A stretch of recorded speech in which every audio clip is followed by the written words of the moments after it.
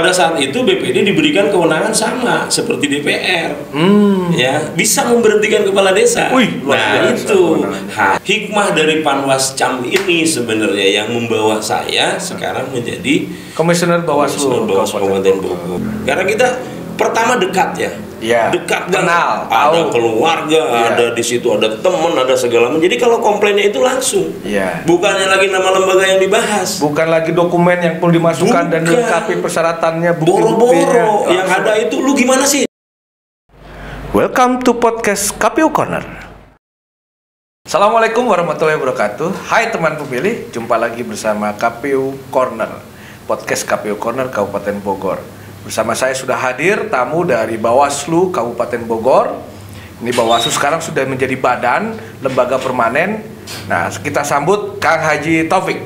Selamat datang. Selamat datang. Assalamualaikum warahmatullahi wabarakatuh. Waalaikumsalam warahmatullahi wabarakatuh. Terima kasih nih Kang Haji sudah habis rapat tadi koordinasi kita, langsung kita download mengisi podcast ini.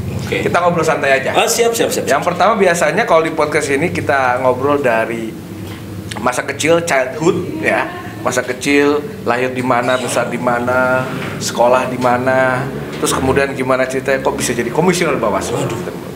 Nah itu dulu, baru kemudian nanti kita bicara soal pemilu dan demokrasi, serta peningkatan kualitas demokrasi di Kabupaten Bogor. Siap. Nah kemudian juga yang tidak boleh luput yaitu apa yang dilakukan oleh Bawaslu Kabupaten Bogor selama persiapan menuju pemilu 2024. Jadi kita langsung aja. Bisa diceritakan nih Kang Haji, masa kecilnya, lahir besar di mana, sekolah di mana. Silakan. Terima kasih Bang Heri ya. Biasa kalau kita panggil nih akrabnya ini Bang Heri Kiting gitu ya. Jadi semasa kecil kita lahir dulu ya. Lahir di Cariu. Tentunya itu satu kecamatan yang ada di wilayah Kabupaten Bogor. Terus pada saat saya kecil belajar banyak di Cariu. SD saya di Cariu, SMP saya di Cariu, lalu pada saat SMA baru saya berubah. Berpindah karena tidak Cariu lagi. Karena pada saat itu Cariu belum ada namanya SMA. Belum. Kita ke Jonggol. Jonggol. Nah, dari Jonggol. Setelah selesai menamatkan SMA, saya langsung kuliah di Universitas Pakuan Bogor. Jadi saya tidak pernah lepas dari Bogor. Dan kebetulan juga, bukan kebetulan ya, dan memang iya, saya ini asli keturunan Bogor gitu. Bapak dari Cibatok ya, Cibalagung. Ya, Bogor Barat berarti ya? Iyalah. Terus ibu dari Cisarua gitu. Cuman kenapa ada di Cariu gitu, karena memang terbawa oleh tugas masing-masing. Pada saat itu memang kakek kita dua-duanya memang bertugas di Cariu. Nah itu masa kecil. Di perkuliahan ya, sebelum kuliah tentunya di SMP juga memang sering banyak aktif Bang. Saya banyak aktif di organisasi OSIS terutama ya, OSIS Pramuka gitu. Dan sedari kelas 7 kalau sekarang, dulu kelas 1 SMP gitu, itu sudah mulai aktif di Pramuka, aktif di OSIS. Alhamdulillah pernah menjabat juga sebagai ketua Dewan Penggalang, menjabat juga sebagai ketua MPK ya, Majelis Permusyawaratan Kelas gitu dulu. Tapi bukan ketua OSIS-nya, melainkan ketua MPK-nya.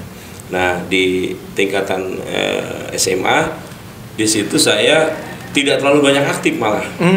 Kenapa? Karena memang satu kondisi pada saat itu SMA jauh, jalan jelek sekali dari rumah ke Jonggol, dari Cariu ke Jonggol itu sangat tahun 90-an itu ya, 89, 90 itu lumayan. Jalan, transportasi pun terbatas. Nah, kita sering naik mobil pasir dan lain sebagainya lah gitu ya. Jadi perjuangan ke sekolah itu ya. Perjuangan lah dulu kita. Jadi nggak ada transportasi publik.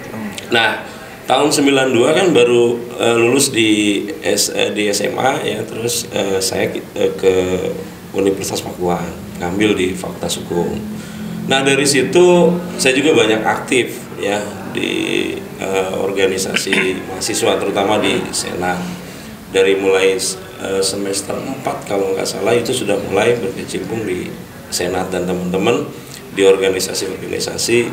Pada saat 92 itu belum banyak organisasi kemahasiswaan seperti sekarang.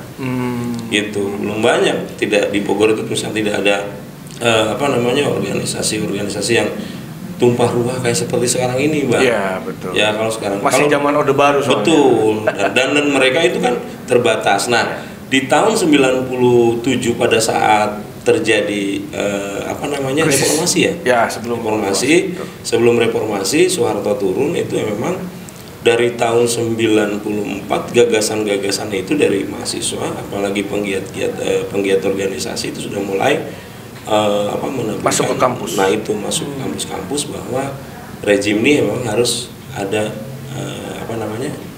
pergantian karena memang sudah terlalu lama bercokol di pemerintahan. Nah, 97 saya lulus itu diiringi dengan krisis moneter. Iya, betul. Itu pas krisis moneter saya di wisuda. Oke. Pas itu, jadi ada inflasi segala macam, kerjaan susah dan lain-lain sebagainya gitu. Waduh, kita mau kemana gitu ya? Resesi ekonomi di Indonesia. Betul, itu terjadi. Jadi ngelamar ke sana ke sini dan lain sebagainya gitu ya. Itu agak sedikit lumayan sulit gitu bagi kami, apalagi kita nih memang sulit menghilangkan watak organisasi di dalam otak ini gitu ya. Betul. Nah, hanya tergambar. Itu di Unpad sorry saya potong, di Unpad jurusannya hukum. Fakultasnya hukum ya. Okay. Oh iya, betul di fakultas hukum pidana perdata. Pada saat awal itu emang ada penjurusan, cuman 94 berubah. Oke. Waktu itu 94 berubah jadi ilmu hukum seperti sekarang ini. Jadi tidak ada lagi ke hukum perdata, pidana, tata negara gitu. Saya waktu itu ngambil pidana, tapi memang pada akhirnya jadi ilmu hukum dan di akhir saya skripsinya itu bahkan ke hukum perdata gitu. Oke. Jadi ada semacam banyak perubahan-perubahan lah di situ. Nah, setelah lulus 97 itu kan tadi ya terjadi krismon waktu itu krisis moneter. Lumayan segala macam ini susah sulit.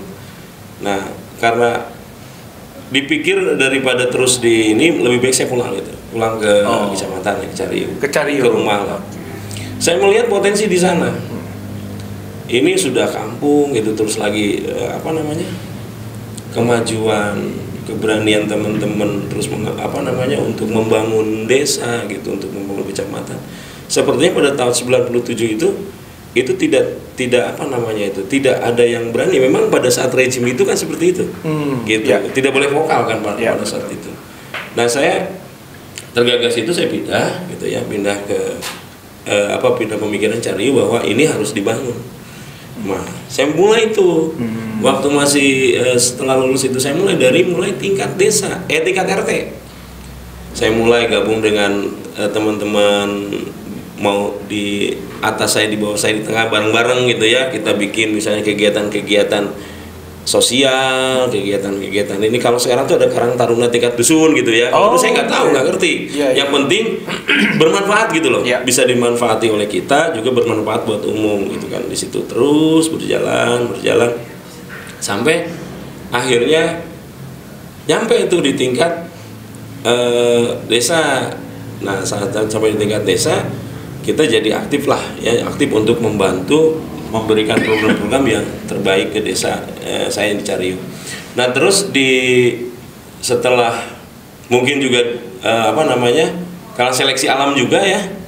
Nah, pada saat itu terjadilah banyakan perubahan-perubahan, terutama juga pemilu konteks 97 ke 99. Oke. Iya kan, itu terjadi dua kali, hanya 2 tahun kan. 97 pemilu, 99 lagi. Masa Orde Baru, 99 reformasi. Nah itu terjadi pada saat itu banyak persoalan-persoalan. Nah, mulai saya di kecamatan memimpin KNPI gitu ya. Tapi sudah menjadi penyelenggara pemilu di 97 dan 99. 99 saya baru 99 ya. 99 sudah mulai jadi penyelenggara pemilu. 99 itu mulai pada saat itu mungkin, atau saya lupa dah. 97, karena dulu tuh pernah saya menjadi panwas, cuman panwas itu digabung, Bang.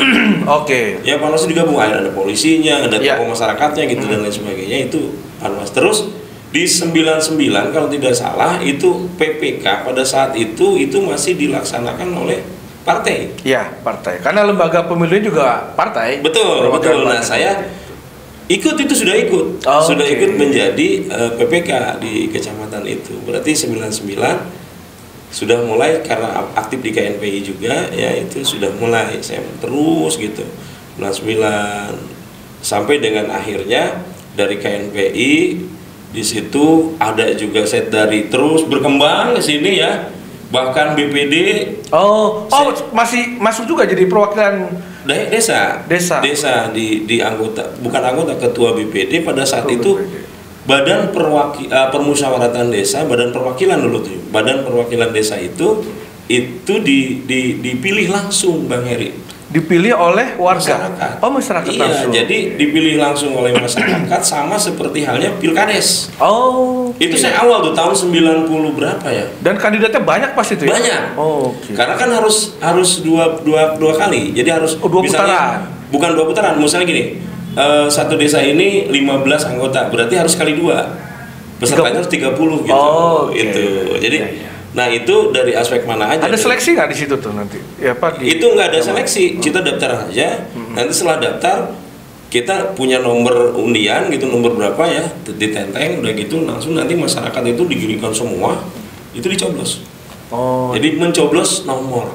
Nah, Coblos mencoblos nomor. nomor itu kan Namanya nggak ada? Ada namanya? kalau tidak salah Di pada surat saat itu suara. cuma foto, Oh, foto aja. foto sama nomor gitu. Sama nomor aja? Sama nomor. Foto, nomor, nama ada. Nama di bawah. Coblos Iya. gitu ya. Misalnya nomor 1, nomor 2, nomor 3 dan lain sebagainya. Sampai dengan 30 waktu itu, 30 orang perwakilan, calon perwakilan desa. Nah, pada saat itu BPD diberikan kewenangan sama seperti DPR. Ya, bisa memberhentikan kepala desa. Wih, luar nah, biasa itu kewenangannya. hanya memang tertentu gitu kan. Misalnya kepala desanya ngawur, tidak sesuai dengan apa yang dipedomani dalam undang-undang gitu Yeah. ya. Itu kita bisa mengadakan sidang, dan dulu itu rutin. Setiap 1 tahun sekali ada yang namanya laporan pertanggungjawaban kepala desa kepada BPD. BPD. Dan itu biasanya nanti BPD membuat sidang, berapa setuju yang setuju gitu ya, sama seperti halnya sidang anggota dewan gitu. Oh. Itu ada komisi-komisi dan lain sebagainya. Kita melaksanakan cek review pembangunan yang sudah dilaksanakan mana, terus lagi segala macam ini itu dan lain sebagainya. Itu pada saat zaman awal itu adanya BPD. Awal-awal BPD. Betul, Di awal. awal-awal reformasi. Betul, Ya. di situ. Nah, kesininya kan saya 2 kali menjabatnya 2 kali itu. Nah, itu tidak lagi seperti itu sekarang ini kan. Oh, sekarang sudah berubah aturannya. Kewenangannya berbeda karena SK pun mereka pun tidak dipilih oleh warga. Oh. Itu hanya perwakilan saja gitu kan. Diperwakilan oleh siapa itu? Dari masyarakat, perwakilan masyarakat per dusun gitu ya. Nah, BPD itu nanti dari dusun ini diwakili oleh siapa? Nanti dari RT-nya, RW-nya, kepala dusunnya gitu. Itu yang memberikan suara kepada yang mewakili itu. Memberikan rekomendasi. Betul, Oh. semacam itu rupanya. Jadi sekarang itu aspek pemilihan umumnya, seperti kepelasan dihilangkan. Kenapa? Mungkin kalau menurut saya nih, Ya. Bang Heri, itu punya kekuatan hukum yang sama. Oh. BPD kalau dipilih masyarakat tidak bisa diberhentikan. Sama dengan kepala desa kan? Oke. Iya kan? Misalnya, apakah bupati bisa memberhentikan? Itu kan Iya. persoalannya kan, pertanyaannya ke sana. Karena kita dipilih rakyat, gitu. Yang harus memberhentikan adalah badan, gitu kan? Badan di situ BPD-nya sendiri, itu yang memang membuat sidang dan lain sebagainya. Tentunya Dewan Kehormatan. Nah itu dari situ, dari BPD saya sempat juga jadi Di BPD jadi ketua atau anggota? Ketua. 2 periode itu ketua. Iya, ketua. 1 periode 5 tahun. 5 tahun. Oke, tapi kepala desa kan dulu jabatannya enggak 5 tahun kalau nggak salah. 5 tahun. 5 tahun juga. Justru yang sekarang 6 tahun. Oh, Iya. kan sempat juga 7 tahun ya kemarin itu dulu. sebelum ada. Iya, sekarang 6 tahun. Mau minta lagi katanya sekarang nih 8 tahun. Oh iya 8 tahun. Iya. Belum balik modal katanya. 8 tahun tapi hanya 2 kali ya. Iya, Hanya iya. 2 kali bisa dipilih. Itu yang terjadi ya dulu ya. Setelah itu kita jadi, nah dari situlah mungkin karena banyak di desa juga, banyak otak-atik segala macam. Akhirnya pada saat pemilihan kepala desa, saya masih ingat tahun berapa itu, 2008. Saya dimandat untuk menjadi sekretaris desa. Oh, jadi di sekdes. situ jadi sekdes. Desanya desa di Desa Cariu. Desa Cariu ya. Saya tidak pernah lepas dari desa Cariu nih. Oh. Desa Cariu, saya mendampingi kepala desa. Nah kebetulan kepala desa yang saya dampingi itu sampai dengan hari ini dia masih menjabat. Ini berarti periode yang ketiga. Oke. Nah periode yang pertamanya dengan saya. Iya. Nah itu mendampingi beliau sampai sana sini dan lain sebagainya. Tapi bahkan saya pun punya aktivitas sendiri, aktivitas kecil gitu. Saya juga sebagai seorang pengajar juga, saya ngajar juga, jadi guru juga gitu kan. Kenapa? Karena memang tadilah ilmu bisa bermanfaat kan buat orang lain, kalau kita punya sedikit bisa bertambah mungkin dari diskusi-diskusi dan lain sebagainya. Nah itu terus berjalan. Kalau di kepemiluan tadi ya, dari mulai 99 tadi yang yang disampaikan awal, itu terus berjenjang. Setiap kali datang ada pemilu pasti dilibatkan, pasti jadi penyelenggara. Ya gitu. Tapi emang awalnya Bang, saya tidak jadi ketua kalau penyelenggara. Awalnya saya di divisi teknis dulu gitu ya. Setelah itu dipercaya oleh KPU jadi ketua, terus lagi jadi ketua lagi. Nah terakhir karena memang ada aturan dan regulasi dalam Undang-Undang 7 2017 bahwa PPK yang sudah 2 kali tidak boleh lagi mencalonkan diri menjadi PPK, maka di situ saya bingung. Pasti bagaimana saya nih? Agak galau nih. Ada porsi yang lain kan? Saya isilah ke Panwas. Saya pindah kamar tuh. Pindah kamar ke Panwas dan alhamdulillah berarti di 2018 ya? 2018. Jadi masuk Panwas 2018. Panwas dan itu 2018 kan pilkada ya? Pilkada? Iya. Di awal pilkada dulu, saya Panwas pilkada 2018 masuk sebagai ketua gitu. Terus dilanjutkan dengan pemilu ya, pemilu saya tetap di Panwas jadi ketua.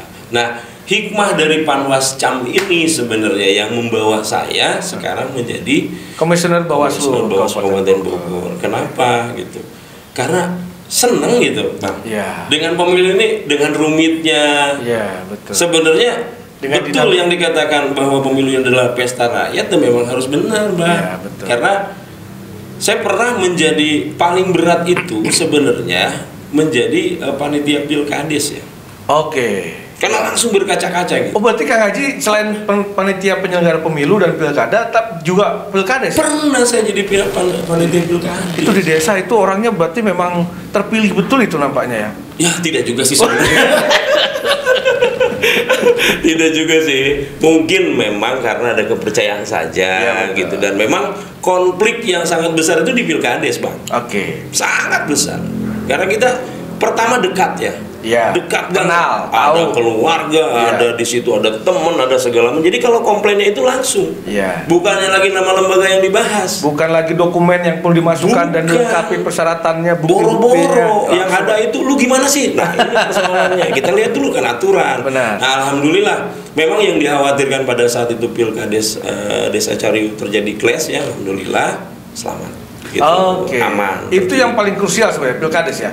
Pilkades Cariu ya. Pengalaman selama menjadi penyelenggara pemilu itu. Iya betul. Karena memang saya rasa beginilah. Kalau saya ungkapkan ya dalam rangka pelaksanaan kita menjadi panitia gitu di setiap momen. Kalau belum menjadi panitia pilkades itu belum benar-benar merasa menjadi penyelenggara pemilu. Beneran. Karena benar-benar integritas, independensi, kemandirian, profesionalisme diuji di situ ya. Betul, ujiannya tinggi. Gitu. Saya rasa itu, Bang. Itu mungkin itu yang tadi membawa situasi saya ke. Sekarang jadi komisioner Bawaslu. Alhamdulillah. Walaupun memang prinsipnya di Bawaslu ini kan saya itu tidak terlantik awal dengan teman-teman. Itu sebagai PAW ya dari almarhum. Ada mekanisme Kang Haris Kasih. Nah kebetulan pada saat itu tidak di awal karena tidak mungkin kalau 10 besar masuk gitu ya, ke 5 besar agak sedikit memang ada dinamika gitu ya. Jadi waiting list gitu ya. Nah, sementara komisioner Bawaslu ada yang meninggal dunia, ada kewajiban negara memenuhi unsur itu, tentunya PAW-nya diambil. Diisi ya. Dari 5 waiting ya, alhamdulillah gitu ya. Masuklah Kang Haji berkah juga mungkin ya. Terima kasih. Jadi sampai dengan hari ini sudah berapa tahun ya? 3 ke 4 jalan itu. 3 ke 4 jalan bersama-sama. Berarti ini periode pertama ya Kang Haji ya di Bawaslu Kabupaten ya. Betul, Bang. Ya, mudah-mudahan nanti di Bawaslu berikutnya tahun depan kalau insya Allah ya Kang Haji. 2023 terpilih lagi nih. Kita doakan bersama. Amin, Bang. Karena kalau dari menyimak dari penuturan Kang Haji Taufik itu sangat berpengalaman, sangat ini nih menjiwai nampaknya jadi penyelenggara pemilu nih, pemilu maupun pilkades ya. Nah, mungkin kita ke yang lainnya boleh, sebagai lanjut nih. Silakan. Dari sederet panjang cerita Kang Haji sebagai penyelenggara pemilu, bagaimana Kang Haji Taufik melihat ekosistem atau suasana politik di Kabupaten Bogor? Nah, apakah Caryu ini bisa merepresentasikan potret secara umum di Kabupaten Bogor atau memang punya kekhasan tersendiri nih? Nah, bagaimana melihatnya Kang Haji? Jadi gini, kalau misalnya kita melihat iklimnya itu tentunya gini Bang. Kita kan berada di Kabupaten Bogor, anggaplah kita anak Bogor ya. Bogor itu kan ada 40 kecamatan. Iya. Punya ciri yang berbeda-beda. Oke. Itu dari timur, utara, barat, selatan itu berbeda-beda. Kalau kami dari timur itu lebih cenderung ya melihatnya itu kepada unsur kerja, kerja dan kerja. Jadi gini nih. Saya juga sudah memetakan itu. Di timur itu kalau misalnya sudah beres sekolah, yang dicapai itu adalah ingin kerja. Sehingga gitu ya, sehingga jarang di kami itu misalnya seperti barat. Banyak loh di situ aktivis, menggagas ide dan lain sebagainya. Nah di kami itu agak sedikit jarang. Kenapa? Karena memang orientasinya udah kerja aja gitu ya. Industri betul. Jadi karena industri. dekat dengan kawasan industri. Jadi mungkin kepedulian terkait dengan persoalan-persoalan ini, gitu, sosial masyarakatan agak kurang peduli gitu ya. Makanya Bang Heri juga kalau melihat siklus yang ada gitu ya, timur nih baru mungkin sekarang ya periode ini atau di tahun ini gitu, untuk 5 tahun ini ada perwakilan dari timur ya. Iya benar. Diam di Bawaslu. Bawaslu gitu. betul. Iya, mungkin ini ya juga harus jadi inspirasi teman-teman timur nih. Ya, halo teman-teman timur gitu kan. Nah, gitu kan. Harus jadi inspirasi juga teman-teman timur gitu. Jadi harus dari mulai sekarang kita bisa menggagas itu yang baik. Betul. Nah, artinya melihat situasi yang tadi, Caryu tidak bisa dijadikan potret barometer atau apa gitu untuk Kabupaten Bogor. Yang mungkin di timur bisa dijadikan potret itu yang terbesar ya Gunung Putri. Karena dalam setiap pemilu, Bang, di Gunung Putri itu komplit. Iya, dari mulai DPR kabupaten, provinsi sampai RI dia. Benar. Itu adalah potret Kabupaten Bogor dan DPT-nya juga lumayan, TPS-nya juga terbesar kedua itu setelah Cibinong, Gunung Putri. Makanya itu yang bisa dipakai miniatur paling tidak itu kan ya. Karena ada representasi industri di sana, ada kawasan permukiman yang elit di sana, tapi juga ada kawasan permukiman yang yang tradisional di sana, kampung-kampung gitu ya. Kemudian juga ada ada rumahnya presiden. Rumah presiden di sana. Di dua lagi ya kemarin ya. Kemarin dua. Siapa aja coba? SBY? Pak SBY betul. Sama Prabowo kan? Pak Prabowo betul. Masih di wilayah kita. Iya, karena Pak Prabowo di Bojongkoneng sini di di Babakan Madang gitu ya, Babakan Madang. Tapi masuk ke Citerep juga. Citerep betul. Dan memang kalau dari lihat ini, nah bagaimana kira-kira Kang Haji melihat apakah kualitas demokrasi sudah sejauh mana? Apakah memang sudah semakin demokratis atau memang justru kurang, mundur begitu misalnya? Nah, kalau melihat perjalanan ini kan Kang Haji bisa melihat nih dari mulai awal reformasi sampai kemudian sekarang sudah hampir 20 tahun lebih reformasi, bisa menilai nih. Bisa gini Bang, kita lihat bahwa representatif untuk terkait dengan masalah partisipatif partisipasi masyarakat terkait dengan masalah pemilu. Meskipun partisipasi itu hanya bagian kecil juga tuh daripada peningkatan kualitas demokrasi. Betul. Tapi gini, kesadaran masyarakat sekarang mulai terbentuk. Kenapa? Karena dibantu juga dengan peran media sosial. Jadi di mana-mana sekarang nggak gini. Pengertian masyarakat kan mengadakan pemilu misalnya. Sebenarnya nih kalau menurut kami itu, menurut saya secara pribadi, ini kan pendapat pribadi ya, pendapat Bawaslu nih. Pendapat pribadi, mereka tidak ngerti siapa yang saya pilih. Coba kalau kita tanya ke daerah-daerah yang di bawah, tidak ngerti. Yang penting saya sudah berjalan ke TPS nyoblos, kan selesai. Benar. Ya, artinya hak itu dipakai kan. Nah itu dia. Nah bahkan kalau dalam hal itu, gitu kan, kalau di kampung itu cukup dengan war dalam toa-toa masjid. Ya kalau dalam pelaksanaan lagi dalam pelaksanaan Iya, pemilu nih. iya, Bang. Ayo ibu-ibu, bapak-bapak gitu Iya, ya, betul. tolong yang belum Pada hari ke TPS, pelaksanaan ya, pemungutan nah, suaranya. itulah keberuntungan di daerah Oke. masing. Hanya yang menjadi persoalan sebenarnya memang di daerah-daerah perkotaan, Bang. Ya, betul. Itu Justru mereka memanfaatkan hari libur pencoblosan itu liburan. dia. Betul, nah itu dia yang sering kita garis bawahi. Iya, betul. Kalau di kampung ya mungkin representatif mereka. Iya, tapi mereka kalau sangat antusias ya betul, mengikuti dan pemilu. mungkin itu adalah salah satu sarana hiburan Iya. buat mereka. Dan jadi pesta beneran tuh. Iya, Ketemu apa- saudara, betul, ketemu betul, tetangga, betul. keluarga. Yang gitu. lagi libur misalnya malah Iya. yang lagi libur kan datang Balik kampung. Karena kan pemilu itu dilaksanakan pada hari libur atau iya. diliburkan. Atau diliburkan, betul.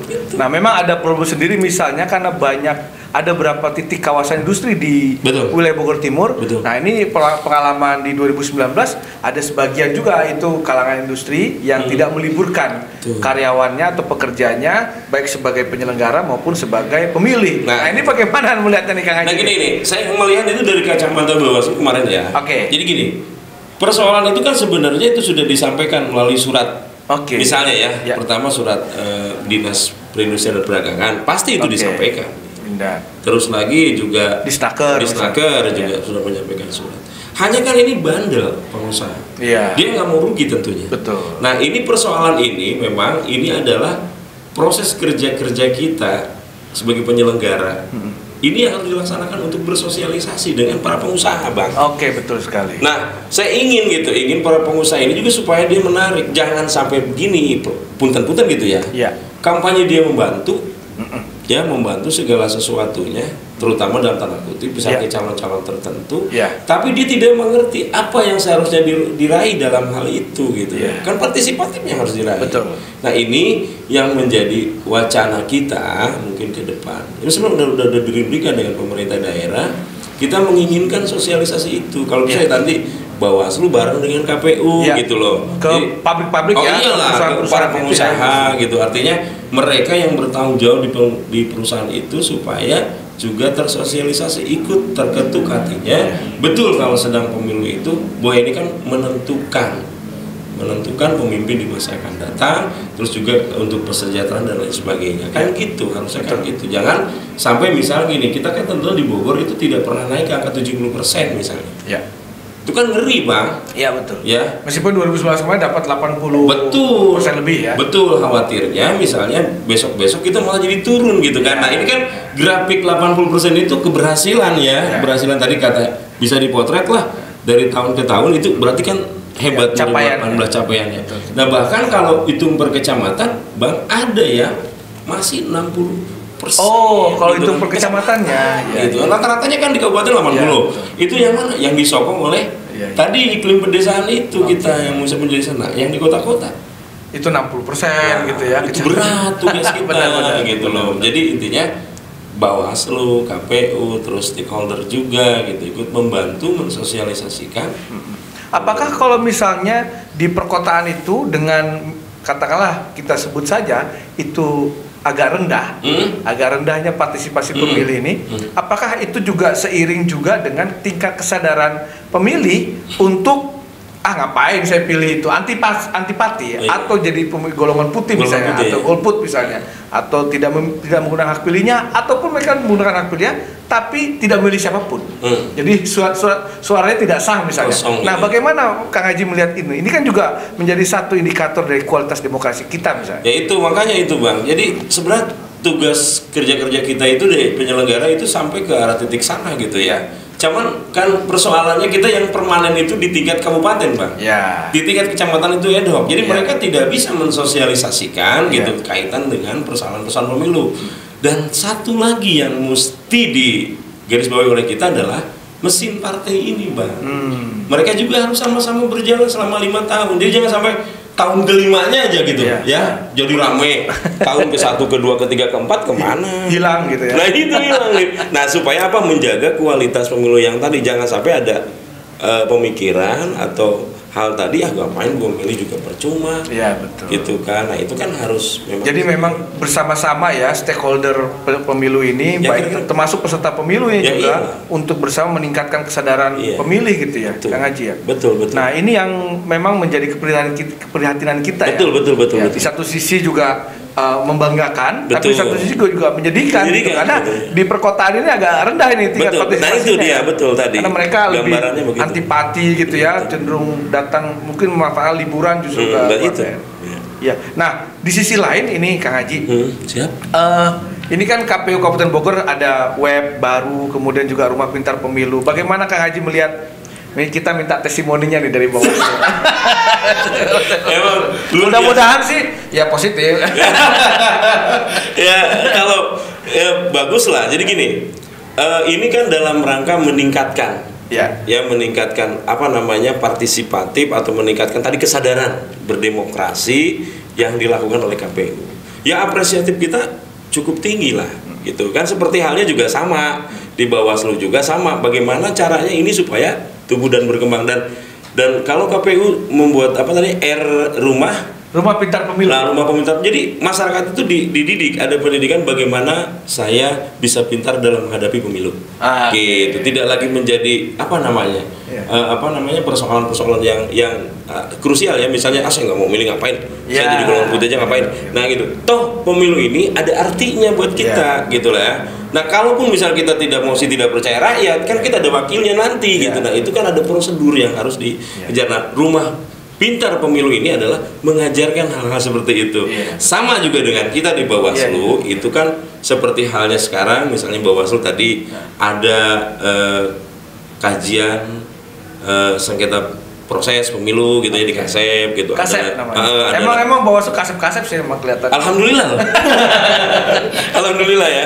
Ada Kasep, terus lagi ada pojok diskusi hukum gitu. Itu kan kalau Kasep dari divisi sengketa, kalau podium dari divisi podium. Memang layak memang Bawaslu itu mengisi podium-podium di kawasan. Alhamdulillahirobbilalamin, abang gua tuh ada aja. Kayak gitu ya. Termasuk podium masjid kayaknya juga. Jadi imam masjid dia gitu.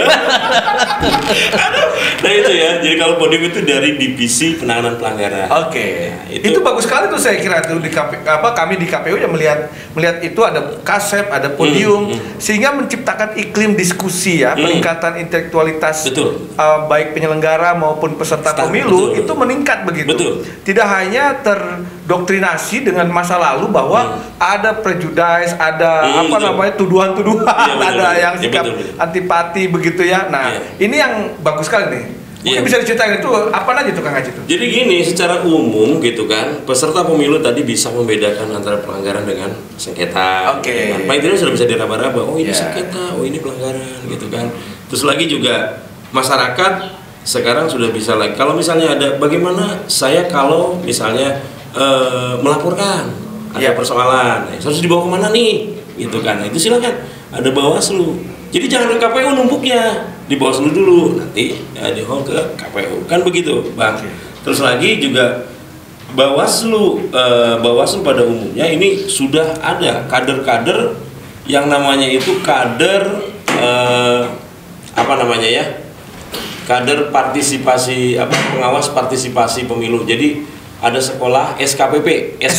Sekolah Kader Pengawas Partisipasi Pemilu. Jadi pengawas partisipasi. Ya, jadi mereka itu dididik oleh KPU, oleh Bawaslu oleh Bawaslu untuk nanti jadi pengawas-pengawas independen. Jadi kalau ada keganjilan, kalau ada misalnya pada saat tahapan ada ini pelanggaran ataupun apa, itu nanti bisa dilaporkan. Karena prinsipnya Bawaslu itu kan selain daripada temuan yang ditemukan oleh lembaga sendiri, Bawaslu ada yang kedua adalah laporan. Itu laporan itu bisa disampaikan oleh dan bukti warga negara Indonesia. Itu buktinya jelas kok. Iya betul. Itu, Bang. Nah, ini emang luar biasa terobosan dari Bawaslu Kabupaten Bogor. Kita saling benar-benar kompetisi dalam hal yang sehat. Kompetisi sehat ini supaya menciptakan iklim demokrasi, ekosistem demokrasi yang sehat juga gitu ya. Kan kalau prinsip begini, tidak ada masalah berarti masyarakat sudah paham. Iya, betul. Kalau masih banyak masalah, berarti dia paham dong. Berarti kurang paham. Iya, berarti kita yang disalahkan sebagai penyelenggara. Nah, Soalnya itu, Bang. saya mau kenalkan ini ke Kang Haji nih. Ya. Kita punya 3 buku nih Kang Haji nih. Iya. Selama 3 tahun periode di 2018 sampai 2023 nanti ada 3 buku nih Kang Haji nih. Nah, ini ada buku simulasi proyeksi penataan dapil. Ini ada 6 simulasi. 6 simulasi. Jadi kemungkinan nanti dapilnya mungkin bisa berubah atau juga mungkin sama begitu. Yang kedua ada electoral logistik manajemen. Nah, ini buat logistik ini. Ini logistik dari divisi KUL ya. Nah, kemudian yang pertama tuh sebenarnya buku ini nih. Potret Pemilu Serentak 2019. Ini hasil analisis partisipasi pemilih. Nah, bagaimana Kang Haji melihat 3 buku ini? Jangan-jangan belum dapat juga bukunya nih ya? Belum. Emang terbatas dicetaknya. Kalau kita sudah dapat, kita bisa analisis ya. Kalau belum dapat, kita lihat judulnya aja. Bagus, mantap gitu. Artinya kan ini merupakan standar untuk ada kemajuan gitu atau ada peningkatan dalam rangka tadi pendidikan demokrasi masyarakat khusus Kabupaten Bogor. Ya, betul sekali. Memang harapan kami sebenarnya sih sebagai bagian daripada lembaga riset kepemiluan gitu, karena KPU Bawaslu juga bagian lembaga riset, mesti memproduksi gagasan intelektual, hasil karya pikir, olah pikir kita ya secara kelembagaan menjadi sebuah buku dan itu bisa diseminasikan, disebarkan kepada masyarakat secara umum. Nah, jadi gitu Kang Haji. Mudah-mudahan obrolan santai kita ini bermanfaat gitu Kang Haji. Siap. Nah, saya terakhir ini selain tadi sudah soal perjalanan hidupnya Kang Haji sebagai salah satu senior yang memang menjalankan penyelenggara pemilu dari mulai awal reformasi sampai kemarin terakhir gitu ya, dan juga sebagai BPD yang juga mengalami bagaimana lembaga perwakilan paling kecil sebenarnya. Betul. Di negara kita paling kecil itu tingkat desa. Ya, kalau misalkan yang di sekolah itu kan memang tidak struktural gitu. Nah, di BPD ini ya secara struktural. Ini kan pasti ada kesan dan pesan nih Kang Haji. Ada bahagia, ada suka duka. Nah, kira-kira mungkin sukanya aja deh, dukanya mau usah ceritain. Supaya memantik teman-teman pemilih kita ini mungkin bisa mau menjadi penyelenggara pemilu atau menjadi peserta pemilunya gitu. Iya. Gini ya, kalau dibilang karena kalau sukanya itu sama dengan hobi, Bang. Iyalah. Gini maksudnya gini, kalau kita bilang suka berarti kita bisa bilang hobi gitu. Jadi senang dengan tantangan. Kalau di pemilu itu kan banyak tantangan, terus lagi banyak persoalan-persoalan terkait dengan masalah misalnya urun rembuk, musyawarah ataupun apa gitu yang memang pada dasarnya itu adalah semua bukan pembetulan tetapi memang koreksi. Nah, cuman dari hal-hal yang semacam itu gitu ya kita tahu. Jadi nanti artinya ada kelemahannya di mana, kelebihannya di mana gitu ya. Itu yang kita garis bawah, sehingga kalau ini kelemahan kita bisa perbaiki, kalau ini kelebihan kita bisa awetkan gitu. Nah, dengan model itu semua tentunya kebahagiaan batin itu apabila pemilu di daerah kita, khusus misal sekarang kan Kabupaten Bogor kita bicaranya ya, itu tidak ada ekses apapun gitu. Artinya bening celing tidak ada gugat menggugat, semua menerima dengan baik gitu. Dan yang paling inti lagi adalah partisipasi pemilih itu cukup tinggi dan mereka sadar bahwa kewajiban atau hak yang mereka punya ini harus diberikan. Nah, itu adalah satu kebahagiaan. Itu kebahagiaan penyelenggara pemilu. Itu dan keberhasilan itu mungkin. Baik, terima kasih nih Kang Haji. Sudah cukup nih kira diskusi panjang lebar yang santai-santai aja nih. Baik teman pemilih, demikian mungkin ngobrol santai kita dengan salah satu komisioner Bawaslu Kabupaten Bogor, Kang Haji Taufik. Sampai jumpa lagi dengan podcast KPU Corner yang lainnya. Jangan lupa subscribe, like, dan komen serta share podcast YouTube channel kami KPU Kabupaten Bogor. Demikian, billahi taufiq wal hidayah. Wassalamualaikum warahmatullahi wabarakatuh. Assalamualaikum. Salam better.